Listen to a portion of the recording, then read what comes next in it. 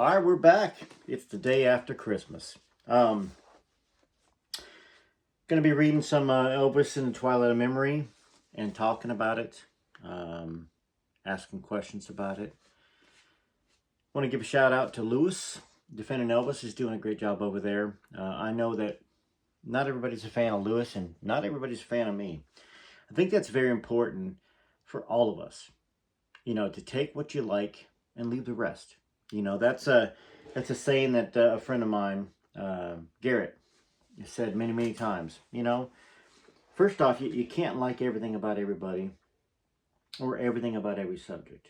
I hope y'all love Elvis, first off, and understand that there are people that were in Elvis's life that weren't good for him, that didn't defend Elvis, that continue to make a lot of money off of him.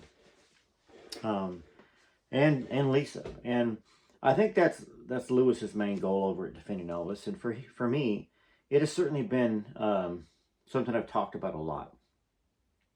When my channel was first called Elvis 2022 channel, basically because I started doing it in 2022. And then, of course, it's turned into Rare Elvis Photos. And then I also have, I have other YouTube pages. One of those is Elvis and the Legends. And we will be reading a book over there today. Where is it at? It is going to be this. And Margaret, my story. And I'll tell you why it's going to be read over there, because it's not all about Elvis, right? In that book.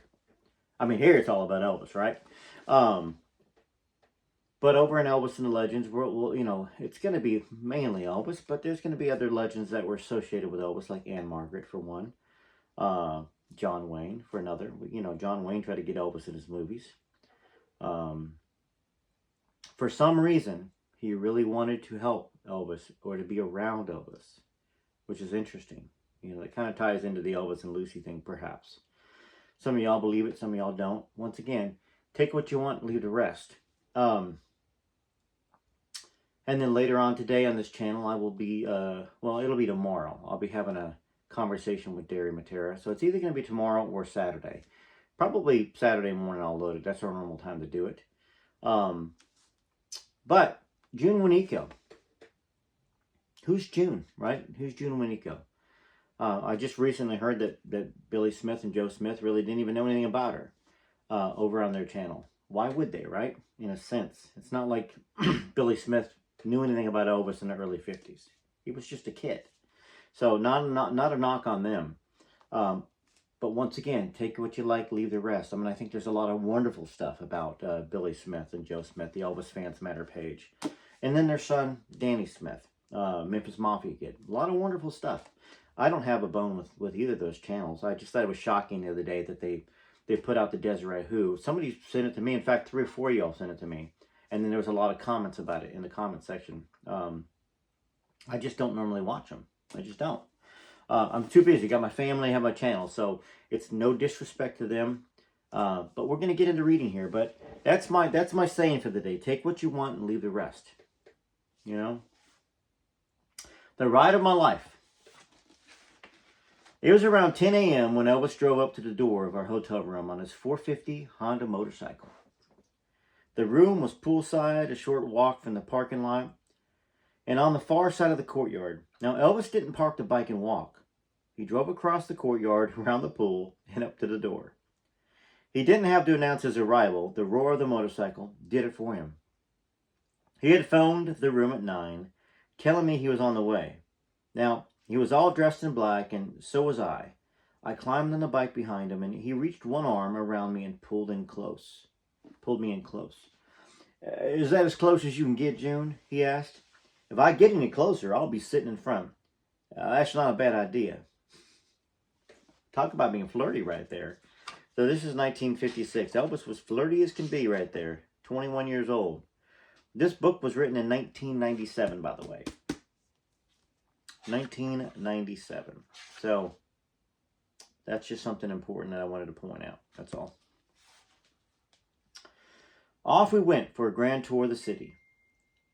The first stop was to buy me a motorcycle hat like the one he was wearing, crooked slightly to one side. Now he parked the bike in front of the store, and we went around to look. We were the only customers, and Elvis knew the owner and chatted with him about how things were going in the record business. In the record business. Record. It's a racket. In the record business. By the time Elvis had cut over 20 records, not including My Happiness and That's When Your Heartaches Begin, recorded for his mother in 1953. That is a bit of a legend, that part. Yes, everything he did was for his mother. Elvis was trying to get a record deal. He was trying to get attention. He wanted to have something to play for people, right? I think it's very, very important to understand how marketing is in this world. And me being an entertainer back in the day, no, I never got as big as Elvis. I never got as big as a little toe on Elvis's foot. It's not really that important to me.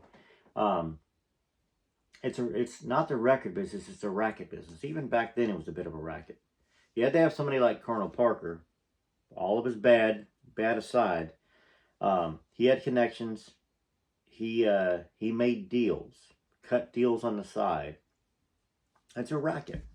So, anyways, you cut stuff when you're young, you know, to try to have something to hand somebody or have somebody to listen to be bigger than you are.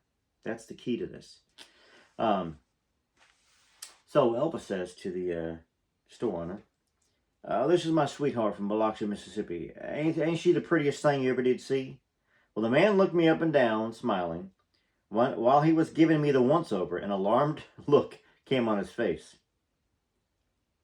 "What happened, little lady?" Well, I looked down where he was staring and discovered my right foot was covered in blood. Well, I was wearing black ballerina pumps, not exactly the perfect shoe for a motorcycle date, but it was that or barefoot sandals. Well, blood was even down in my shoe. The man ran to the back of the store and returned with a wet towel. Elvis took the towel, set me on some boxes, removed my shoe, and started cleaning my ankle and foot. The blood had already dried in most places. Elvis was being very gentle, trying to find out where the blood was coming from. He paused for a moment, looking at my foot from all different angles. Damn, June, has anyone ever told you have pretty feet?" He was smiling as he said it. I'd heard the same thing from a few shoe salesmen, but I thought it was just a line. To me, feet were just feet. "No, Elvis," I lied, "you're the first." When all the blood was cleaned off, he found the cut, then nodded. "How did that happen?" the store owner inquired. "I don't know exactly how it happened. This is not the first time either." I looked at him puzzled. "I don't remember this ever happening before." "Oh, no, not you, baby," he said, laughing. "It happened to another friend I took a ride one day. Same cut, same leg, same place. It's a damn tag on the back of my bike." Ah, okay. The cut was actually a deep, thin scratch, about an inch long, and on top of the inside of my right ankle. I still have the scar today. I wonder if Elvis's other friend still has hers. You're assuming, June. Might have been somebody else, you know, riding a bike, one of his friends. 1956. Who would that have been? That's before he got in the movies. I don't know who it could have been. Maybe y'all know. Might not have been a girl, June. Might not have been. We left the store wearing our matching hats, mine cocked to one side too. When we got to the bike, the first thing he did was feel the edge of the license plate. It was razor sharp. Well, he covered the tag with his hand and told me to raise real high whenever I was getting on. Well, our next stop was a men's clothing store on Beale Street. The store catered mainly to black men, and a few customers were browsing around. The owner of the store was also Elvis's friend. "This is where I buy most of my clothes," he told me proudly. The store owner and the customers greeted Elvis. "Where you at, man? What's happening?" "I'm just doing my thing, man. Trying to make a buck." You could tell that they all liked Elvis. He was cool, and he was singing their kind of music. After shaking hands with everyone, he introduced me again as his sweetheart from Biloxi, Mississippi. "She even has pretty feet," he said. We picked out a few shirts. Elvis gave them to the owner, saying that he would pick them up later. Our next destination was Mud Island. When Elvis had said island, I was expecting to see white sand sea oats, and palm trees, like the islands off the Mississippi coast, but this was nothing more than a stretch of long blacktop. called what? Let me see here. What does it say again? Mud Island. Okay. How fast you want to go, baby? As fast as you can, I answered. Okay. Pull down your hat and hold on tight, Elvis said. My heart was pounding. I was holding on for dear life. After about 5 minutes of flying fast, we slowed down and then came to a stop. How fast were we going? I had my head buried in his back, too afraid to peek over his shoulder at the speedometer. About 120 miles per hour. Why? Were you afraid? Who, me? No, I mean, you wouldn't let anything happen to me. If he suggested we do it again, I'd have wet my pants, June said. She is a great writer. June Wineco, you are a great writer. You are a wonderful writer. Wonderful, wonderful writer. You're right there in the story.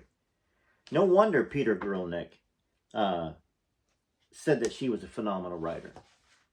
Great job, June. Great job. I was right there with her.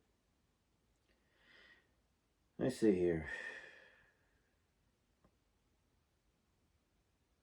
So Elvis had said, were you afraid? Who, me? No, I know you wouldn't let anything happen to me. Well, I was. Feel my heart. I put my hand on his chest. His heart was pounding. Oh, okay, sorry. So Elvis said, well, I was. Feel my heart. A little different, right? I put my hand on his chest. His heart was pounding faster than mine, and mine was about to jump out. I didn't know if it was from the fear or excitement of the ride, but we laughed and hugged. We were both out of breath. We sat on the edge of the island and watched the churning waters of the Mississippi River. Elvis started singing. Old Man River, that old man River, he don't say nothing. He must know something, but he just keeps on rolling along. I have no idea how that song goes, but he was singing. You got to get in the spirit of it, right? His voice was so smooth and so deep. Ooh, he must have been singing really low. Old Man River, that old man River. But don't say nothing. He must know something. He just keeps rolling along. He must have done some low stuff like that. Huh. Elvis had such a high voice. Elvis was a tenor. Good luck me singing any of those early Elvis songs. That's All Right, Mama. He's up there singing. That's where he stays, up there in the top. I ain't got that high voice like Elvis. I had no idea your voice was so powerful, June said after Elvis put his arm around her shoulder, thinking that she was cold because she was shivering. Excitement about how great he sang. You should let everyone hear you sing like that. I was being complimentary, but he mistook it for criticism. You really can sing, Elvis Presley. I'm impressed. What do you mean, really? I thought I was singing. You don't like the way I sing? He was getting a little upset. Isn't this interesting? This is very interesting. I mean, we know Elvis had insecurities, right? We know that. But he really did. He was a very, very insecure at his soul. And mainly because I think that there was so much criticism of him. People were just mean and nasty. He was getting a little upset. I love the way you sing. It's just that you have this rich, powerful voice and no one knows about it. Have you ever heard of Mario Lanza? Huh. Yeah, I think so. But he's an opera singer, June. I sing rock and roll ballads. I'm not talking about the type of songs. I'm talking about the way he sings them. You have the same quality, the power, the strength. It's music you can feel.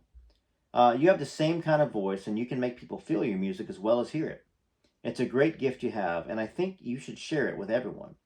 Has anyone ever heard you sing like that before? Only my mama, he said tenderly. Evidently, I'd said the right words this time. He didn't seem upset with me anymore.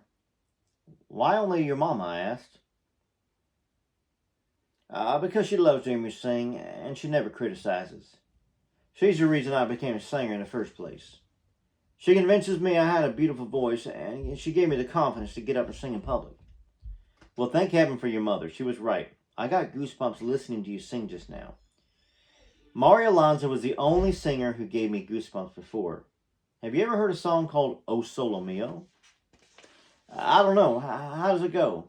Well, I tried to sing a little that I knew and ended up la-la-laing and the rest of it. He smiled and he liked it.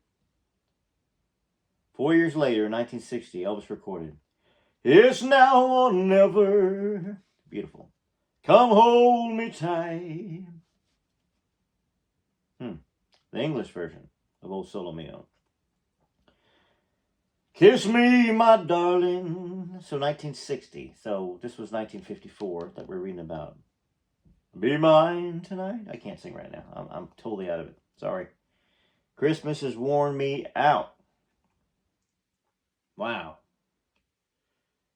"Tomorrow will be too late." Anyways. Man, I really can't sing right now. Elvis just destroyed that song. And I don't mean destroyed in bad. I mean, he just killed that song. Elvis Presley, there's nobody that could ever sing that song anywhere close to good as Elvis. Not Mario Lanza, not any of those guys. So interesting. So June said, "I wonder if he was thinking of our time on Mud Island when he was in a recording studio." I'd like to think he was. I know I do whenever I hear it. Here's an interesting point. Well, I don't think I need to make this point right now. But there's another point to make. Just 3 years later, in Germany, he met a little girl named Priscilla,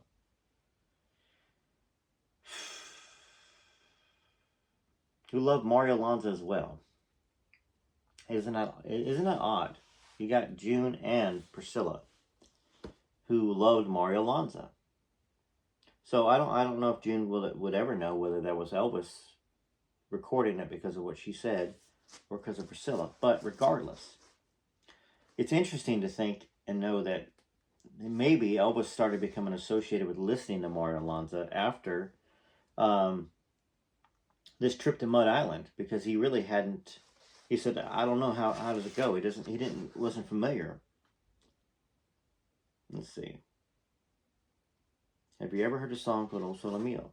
"I don't know. How does it go?" So he wasn't familiar. So if he was recording that song for anybody, or because of anybody's influence, it would have been June, right? Not Priscilla. On the edge of the island, immersed in conversation and each other, we didn't realize how hot we were getting, sitting in the sun in our black clothes, until Elvis gently wiped a beading perspiration from my upper lip. We got back on the bike and rode until the wind had dried our shirts and cooled us down. Well, we stopped at a children's amusement park, and Elvis went straight to a concession stand advertising foot-long hot dogs. We found a shady spot and enjoyed our dogs, a bag of chips, and a Coke. Elvis walked over to the concession stand to dispose of our trash and came back with 2 tickets to ride the train. The train had a smokestack, about 10 cars, and a caboose. It looked just like the real thing, only it was about a quarter of the size, except for the engine. All the cars were open-topped. Now, it was in the middle of the week, so the park wasn't crowded. There were only about 6 other passengers also boarding the train, now mostly parents with children. We ran and jumped in the caboose, and we noticed a little boy having a temper tantrum because he wanted to ride in the caboose. But it was already occupied by 2 other children, Elvis and me. His dad was telling him that they'd ride in the middle this time, and next time they could ride in the caboose. Well, the little boy refused to get on the train. It was the caboose or nothing. The father was embarrassed by his son's behavior and gave us a little smile. Well, it was a short ride around and through the park, lasting maybe 10 minutes. When we got off the train, the daddy gave us another smile while the little boy gave us the meanest glare. Like that.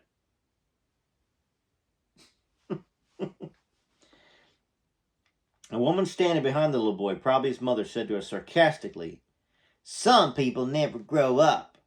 Elvis smiled politely. She was still saying something when Elvis started up the bike and revved the engine. He shook his head as we drove away. No wonder the kid is so bad. He takes after his mama. He yelled at me over the roar of the engine. I was proud of him for not swapping remarks with her.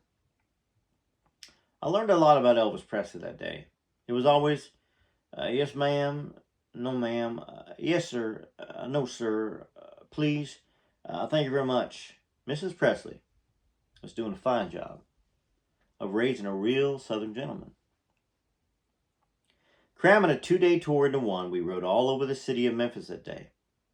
He took me by Humes High School, proudly showing me where he'd graduated, and even the electrical company where he had worked as a truck driver. Now, when he pointed out the kind of truck he drove, I teased him about it. When you said you were a truck driver, I thought you meant a truck driver like an 18-wheeler. A truck is a truck, June. I know, Elvis, but there are big trucks and there are little trucks. Okay, so I was a little truck driver. I know one thing for sure, June. Big or little, when a truck pulls up next to you, you better have your skirt down and your legs together, because they all have a good view. I know, it was my favorite part of the job. I'm only kidding. You know I wouldn't do that. We laughed. We both knew that he would. Well, I got a woman. No, just kidding. Well, we then went to the radio station and the recording studio, where he introduced me to Dewey Phillips, a close friend who had helped Elvis get his start. Everywhere we went, people were glad to see him. Anyone could see how much Elvis was respected and loved in his hometown. Now, later that afternoon, we were riding down a 4-lane street in the middle of town, and we had to stop for a red light. A dozen or more sailors were crossing the street in front of us, and one of the sailors said, "I know who you are, but I'd rather know who that is on the back of your bike." Elvis took off, ran the light, and had the sailors scrambling for safety. Woo! A few miles down the street, he stopped the bike and we got off. Oh my gosh. So this is an honestly written thing from Judas is not trying to let's just what Elvis said. You asked for that, June, he said angrily, his arms folded across his chest. Asked for what? I replied innocently. You were flirting with those guys. Don't tell me you weren't. I had to laugh. He was so far off base I couldn't believe it. Well, Elvis Presley, I think you're jealous. I'm not jealous, June. I think that was uncalled for. Well, so do I. You should have ignored them, and don't accuse me of flirting. That was a crazy thing to do, driving off like that. You could have hurt someone. I was pretending to be angry, June said. Huh. Yeah, I guess it was a dumb thing to do. It just made me mad, that's all. I won't stand for anyone making any kind of smart remarks to you. Now he was pretending to be nice. But it wasn't a smart remark to me, Elvis. The guy knew who you were and wanted to get a rise out of you, that's all. You realize we've only been together a few days and we're already having a lover's quarrel? That's because I'm crazy mad about you, June. I've never been this crazy before, over anyone before, and I don't know how to handle it. Well, he sounded sincere, but I'd heard lines from guys before, and usually when they got that sweet, they wanted something in return. I could feel the blood rushing through my body, so I tried to take his tender confessions of love lightly, or, as my mother would say, with a grain of salt, or else I'd be swept off my feet and into his bed. You're so full of bull, Elvis Presley. Your eyes should be brown. And what's that supposed to mean? You know, Elvis, brown, as in bull. You're crazy, June. That's why I love you, he said, laughing. He lifted me off my feet, whirling me around and kissing me ever so tenderly before putting me down. Well, I was crazy mad about him, too, and I think he knew it. There were times when we wouldn't say a word, lost in each other's eyes, trying not to fall in love with Elvis was next to impossible. Well, that's interesting. They just met. Elvis was jealous right away. Well, I guess it goes along with everything we knew, that he was very insecure. Here's 1956, and he's pretty famous already. I think he'd cut 15, 20 records, something like that. Been bought out already by RCA. You know, he was already famous locally. Well, this is definitely written very, very straight and directly, right? I hated to think of the day coming to an end. But it was getting late. Now, when we got back to the hotel, I kissed the back of his neck, got off the bike, and I started to walk away. He hadn't mentioned anything about seeing me again, so he grabbed me and pulled me to him and kissed me on the forehead. Go rest a while, baby. I'll be back to pick you up in a few hours, okay? Okay, I'll be ready. Here's another thing to talk about right now in this book. We always think about Elvis Presley, for the most part, in his cars, right? Or the Lisa Marie plane back in the 70s. Elvis went everywhere on a motorcycle back in the day. Once he could afford having Harleys, and great bikes. You think that he would have taken her in a car. Elvis was a wild child. He liked the air, obviously, the freedom of it, and the wildness of it. Here he is on a bike. I don't know where Mud Island is at, but I almost feel like it's like out on the way to Tunica, Mississippi, maybe, from Memphis. Very flat there. Very flat going out there. Doing 120 on his bike. Elvis could have been gone in 1956, and June Winico, easily. An animal come out in front, a deer, anything. Another car, a blown tire. I know all about speed because growing up, my first 25 cars were all 1970 and older Mopars. Dodge Chargers, Dodge Dart, Plymouth Belvedere, Chrysler Imperials, Dodge Dusters, all those kind of cars like that. And every single day of my life, I went over 100 miles an hour from the time I was, I would say 17, probably. I mean, I had a car when I was younger too, but I would say 16 or 17, and most days over 150 miles an hour. So I know the feeling of wild, crazy speed, how that gets to you. Got to be where doing anything under 100 miles an hour felt like I was doing slow, like I was doing 50. In fact, when I moved here to Nashville, I had a 65 Chrysler Imperial. My buddy Jason Minks and I were driving from where I lived in California, in the desert of California, Southern California, out by Palm Springs, a place called 29 Palms, out there at the Marine Corps base. We drove all the way to Tennessee, and I got here the day I turned 21. But Memphis to Nashville is a 3-hour drive. Memphis to Nashville, because that's where I was heading. And I made it in 1 hour and 40 minutes. That's how fast I was going. So I get it. But I also get how easily Elvis could have passed away. Something could have happened. Same with me. I mean, any of those times, I had a blowout at 105 once. Okay. Elvis was gone long enough to shave, shower, and get dressed. He knocked on the motel door to the rhythm of "Shave and a Haircut, 2 bits." Is that where it comes from? Bum bum bum bum bum bum. Shave and a haircut, 2 bits. I bet you I might have learned something new thanks to June right here. Huh. I invited him in to visit with me and the girls for a while, but he had to decline. We can't stay, June. Mom and Daddy are expecting us back at the house to have dinner with them. I hope you haven't eaten. No, I haven't had time. It took me an hour just to get the tangles out of my hair. Well, the other girls were leaving too, off to see another movie. Even though Memphis was a large city, it offered very little in the way of entertainment for the average tourist.